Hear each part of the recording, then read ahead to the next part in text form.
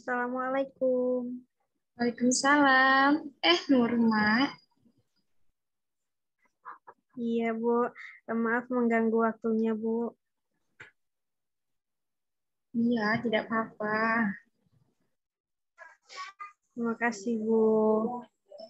Tumben maaf. Terus malam-malam nelpon Ibu, ada apa ya? Gini, Bu. Saya tuh mau cerita masalah saya. Boleh nggak, Bu? Ya, mau konseling gitu, Bu. Tentu boleh, Nak. Ibu akan senang hati kalau ada yang mau konseling ke Ibu. Terima kasih, Bu. Ya, sama-sama. Oh iya, apa kamu sebelumnya sudah pernah mengikuti proses konseling? Belum pernah, Bu. Tapi saya pernah dengar konseling dari wali kelas saya. Bagaimana bila saya selaku konselor menjelaskan terlebih dahulu apa itu proses konseling kepada Nurma? Iya, Bu. Boleh.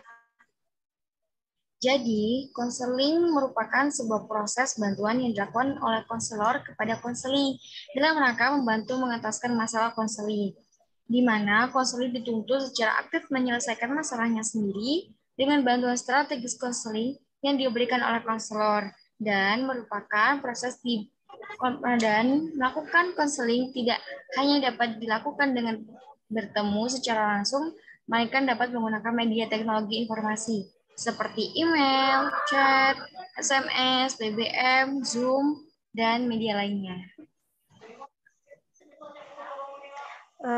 Lalu bagaimana, Bu, dengan kerahasiaan masalah saya?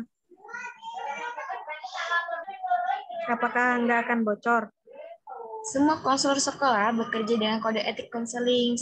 Jika permasalahan kamu bocor, maka konselor akan mendapatkan sebuah sanksi. Oh, gitu ya, Bu. Iya, apakah sekarang kamu sudah siap untuk konseling?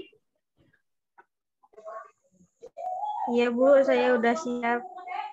Oke, kalau begitu kamu coba ceritakan apa permasalahan kamu. Gini, Bu, saya kan baru selesai UN kemarin kan. Nah, habis lulus dari SMA ini saya tuh pingin ngelanjutin ke perguruan tinggi negeri, Bu, di Jogja. Oh, bagus sekali tuh rumah. Terus masalahnya apa ya?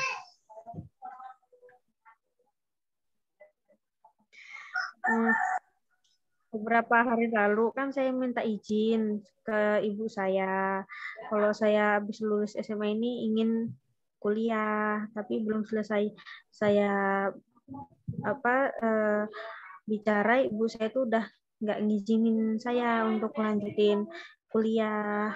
Jadinya perasaan saya bingung, Bu, kenapa orang tua saya nggak ngizinin. Oh, kamu merasa bingung atas sikap orang tuamu. Terus, apakah kamu tidak menanyakan kembali apa alasan orang tuamu tidak mengizinkan? Ya, setelah saya desak-desak, akhirnya ibu saya mengatakan apa alasannya sih, Bu. Terus, kata ibumu gimana? Kata ibu saya itu kalau saya lebih baik membantu ibu saya jualan di pasar, Bu, ketimbang kuliah. Kan saya anak perempuan, jadi nggak perlu sekolah tinggi-tinggi katanya itu. Jadi lebih baik membantu ibu saya. Kan saya jadi ngerasa sedih dan bingung, Bu, kenapa orang tua saya seperti itu. Baik, Norma. Saya bisa memahami perasaan kamu. Kiranya kamu bisa bercerita mengenai kondisi ekonomi keluarga kamu. Ya, iya, Bu. Saya ini emang lahir di keluarga yang kurang mampu. Tapi apa ketidakmampuan ekonomi keluarga saya itu jadi penghambat untuk saya melanjutkan sekolah yang lebih tinggi? Tidak dirumahkan, ada pepatah mengatakan tuntutlah ilmu sampai ke negeri Cina. Jadi, kita harus bisa menuntut ilmu setinggi-tingginya. Dengan kamu bisa kuliah pun, kamu akan mendapatkan banyak sekali kemudahan dalam ekonomi. Karena di semua universitas banyak sekali dana-dana beasiswa yang dikeluarkan oleh kampus. Sehingga kamu pun bisa mengikuti persyaratan untuk mengajukan beasiswa itu. Dan tidak hanya itu, pada saat kamu ingin mendaftar pun kamu bisa mengikuti jalur bidik misi di mana jalur itu bisa meringankan biaya kuliah yang seharusnya mahal menjadi tidak mahal.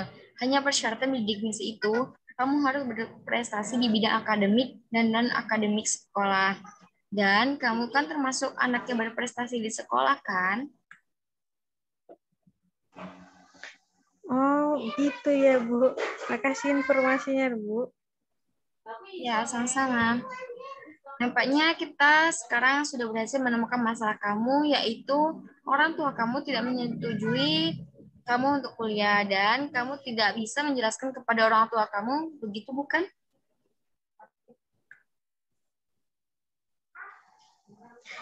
Betul, Bu. Emang itu masalah saya. Nah, sekarang Ibu ingin menjelaskan tujuan konseling agar diskusi kita nanti bisa lebih terarah dan bermakna. Bagaimana pendapat kamu? Iya, Bu. Saya setuju sekali. Terima kasih Nurma atas pemahaman kamu. Konseling ini bertujuan untuk membantu kamu agar kamu mampu mengurangi sampai menghilangkan gejala-gejala konflik yang kamu alami. Misalnya, ibu kamu tidak menyetujui kamu untuk kuliah, tapi kamu ingin kuliah. Yang kedua, yaitu ibu kamu tidak mau mendengarkan penjelasan kamu mengenai kamu ingin kuliah, padahal kamu ingin bisa menjelaskan kepada orang tua kamu. Yang ketiga, yaitu ibu kamu ingin kamu membantu ibu bekerja saja, padahal kamu tetap ingin kuliah. Yang keempat, ibu kamu berpikir kalau biaya kuliah itu mahal, sedangkan kamu berpikir bahwa kuliah itu bisa tidak mengeluarkan biaya yang mahal dengan berbagai cara. Begitu ya, Norma? Terima kasih, Bu. Saat ini saya sudah memahami tentang tujuan konseling yang saya lakukan ini. Baik, Norma, Ibu juga mengucapkan terima kasih kepada kamu. Sekarang kita perlu berdiskusi untuk mempelajari cara pemecahan masalah yang kamu alami. Apa kamu setuju? Saya setuju, Bu. Ibu ingin menjelaskan kepada kamu tentang cara metode yang perlu kamu pelajari, yaitu strategi kursi kosong. Strategi ini bisa digunakan untuk mengatasi masalah konflik, termasuk masalah kamu ini. Baik, Bu. Teknik kursi kosong itu gimana ya, Bu, caranya? Strategi kursi kosong merupakan strategi dialog antara kamu dengan ibu kamu. Disebut dengan strategi kursi kosong karena dialog itu kamu lakukan dengan berhadapan dengan kursi kosong yang dianggap seperti ibu kamu. Nah, nanti ibu di sini sebagai ibu kamu dan kamu sebagai diri kamu sendiri. Jadi bayangkan di depan kamu itu adalah kursi kosong dan nanti ibu yang akan berperan sebagai ibu kamu. Gimana? Kita coba ya. Iya, Bu. Iya, Bu. Norma, kamu tidak usah kuliah. Saya ingin kuliah, Bu. Kamu bantu ibu saja bekerja. Tidak, Bu. Saya ingin tetap kuliah. Karena saya ingin bahagia nih, Bu, sama Bapak. Tapi nak, kuliah itu membutuhkan biaya yang cukup mahal, sedangkan ibu sama bapak saja hanya bisa membiayai kamu sampai SMA. Ibu sama bapak tidak punya biaya untuk kuliah. Ibu salah kalau Ibu berpikir kayak gitu. Kuliah itu nggak harus butuhin biaya yang banyak dan mahal, Bu. Tapi biaya kuliah itu bisa murah dengan nanti saya ngikutin program beasiswa yang diselenggarakan di kampus, Bu. Jadi ya saya bisa ngurangin biaya kuliah. Terus pada saat pendaftaran apa tidak mengeluarkan biaya? Ya perlu sih, Bu, tapi aku kan di sekolah juga termasuk kategori anak yang berprestasi. Nah, dengan prestasi saya itu nanti saya kan bisa daftar program bidik misi di Universitas Negeri, Bu. Nah, dengan jalur itu juga pendaftaran dan biaya kuliah yang harus dikeluarin nggak banyak, jadi nggak masalah, Bu, karena biaya yang dikenai dalam jalur itu nggak banyak.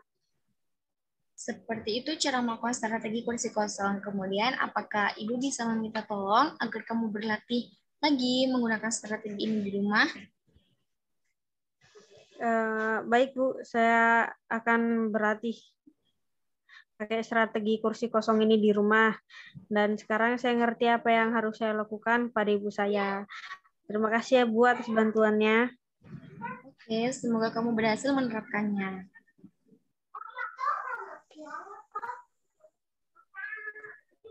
Keesokan harinya, bagaimana keadaan kamu? Setelah kamu berlatih menerapkan strategi kursi kosong di rumah?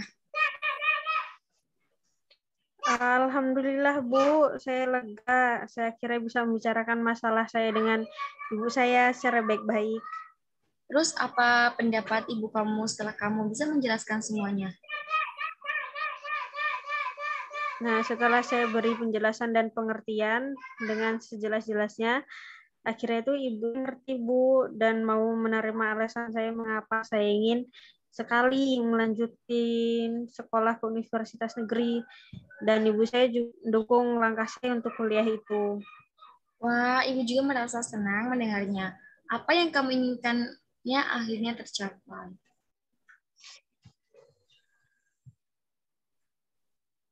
Iya Bu, semua ini juga berkat bantuan dari Ibu. Tanpa semua informasi dari Ibu, mungkin saya nggak bisa menjelasin ke orang tua saya Bu. Dan Ibu saya juga pasti masih tidak mengizinkan saya untuk melanjutin kuliah. Ya, Nurma, semuanya juga kan berdekat usaha kamu yang pantang menyerah dan ibu harap kamu bisa jaga kepercayaan orang tuamu dan kamu bisa menjadi anak yang sukses. Ya Bu, amin. Terima kasih atas semua bantuannya Ibu.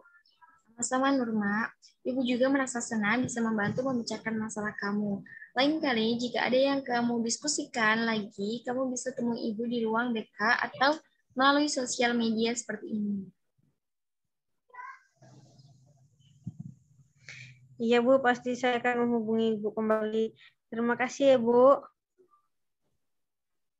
Selamat malam. Iya Nurma, sama-sama. Selamat berjuang dan selamat malam juga.